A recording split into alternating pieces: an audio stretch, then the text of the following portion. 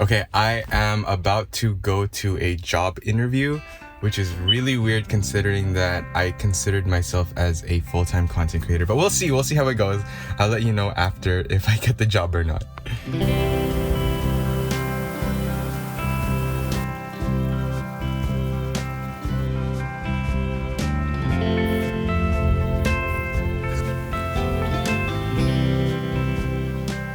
What if I told you that sometimes stepping back can mean moving forward? After a year of diving deep into the world of full-time creativity, I've made a decision that might surprise you. It surprised me too, trust me. But this past year has been nothing short of amazing.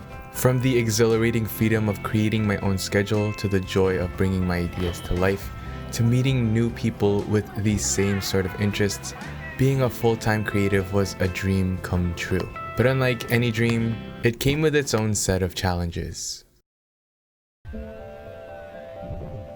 The highs were high, but the lows, they were a reality check. Financial stability wavered, and the constant pressure to stay inspired and productive took its toll. It wasn't an easy decision, but after countless nights of reflection, I realized something crucial.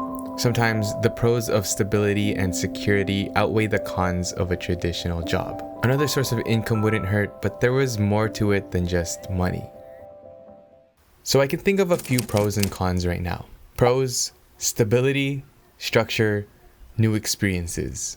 Cons: less time for creativity. But this isn't about giving up on my passion. Far from it, actually. It's about finding a balance that works for me, at least for now. My decision wasn't driven by financial need. In fact, it was about something more. Fun, believe it or not, exploration, and the chance to experience new opportunities. I wanted to challenge myself in different ways, and a casual job seemed like the perfect avenue for that.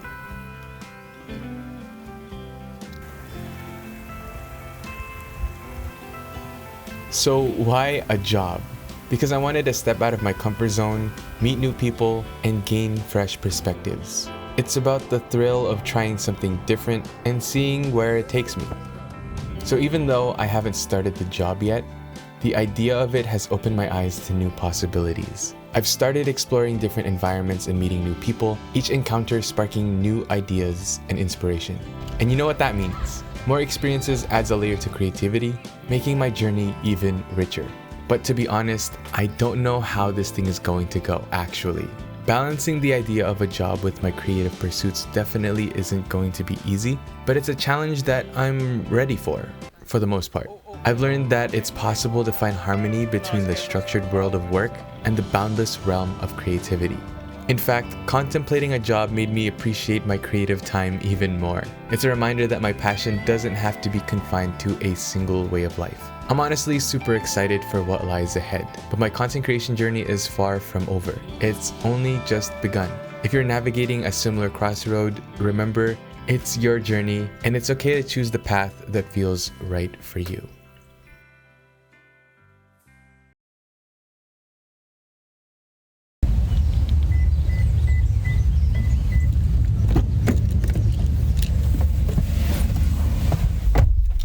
I got the job, let's go.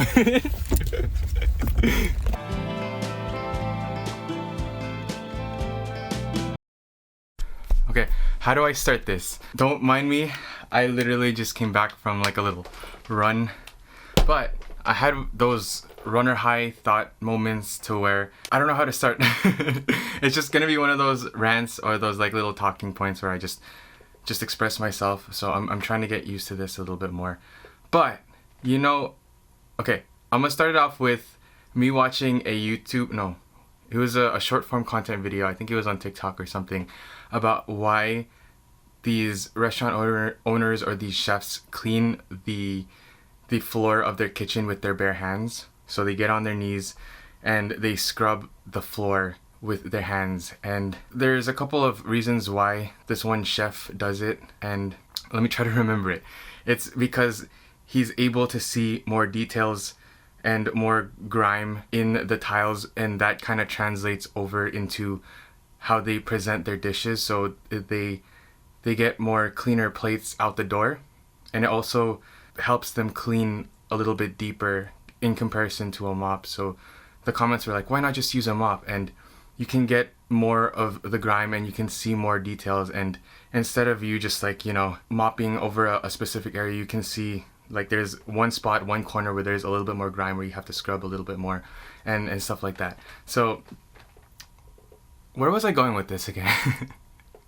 Basically, I was thinking about how, let's say, like in terms of working out or something as like eating or content creation, there are things that I think are common sense now, things that I learned and have implemented into my life to where it's almost automatic.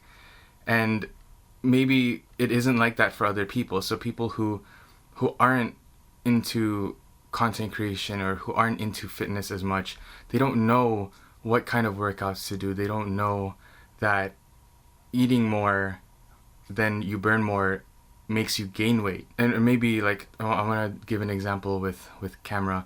They don't know what aperture is and how it translates into that letting in more light, or they don't know how light works. I'm still getting used to light, by the way, but yeah, stuff like that. And I was thinking, well, after I was running, I was like, after I was walking, doing a little cool down, I was like, I feel really good. And these thoughts just started going through my head. And then I also thought about the other way around, to where people don't really know, or they aren't aware of the bad habits that they're implementing into their life. So I'm like, if you can get to this point where things become automatic or subconscious in a good level in terms of like knowledge and implementation, can't the opposite happen as well? So you can implement a bad habit subconsciously without you knowing or without you being aware of it, and that could be detrimental to your health, to your life, to your relationships. So I was thinking about that, and then I was thinking about what a friend was telling me about. Well, she was just reminding me to always be present, always be in the moment. And that sort of translates into what I started off with in this video with the chef wanting to be more conscious, I guess, of him cleaning the floor. Why do they clean the floor? And being present, being in the moment allows you not only to enjoy what life has to offer, but it also trains you to be more conscious, to be more aware of not only the good habits that you're doing, but also the bad habits. And that allows you to either enjoy what you have, or it allows you to make changes. And I don't know, that's all I have. That's the little thought thingy that came into mind as I was running. I was thinking about making this into a series, like runner's high thoughts, because you know how we have like shower thoughts, and this is just the thoughts that I have after running. So I really love loving. I do love loving, but I also love running. The runner's high that you get afterwards feels amazing, and then it makes me want to run even more. And then, you're taking care of your body, you're exercising, you're being more fit, you're training your stamina. That also could come in very handy in emergency situations. So the more your body is prepared physically and mentally, the better. And your quality of life just goes up. So thank you for listening to my TED Talk.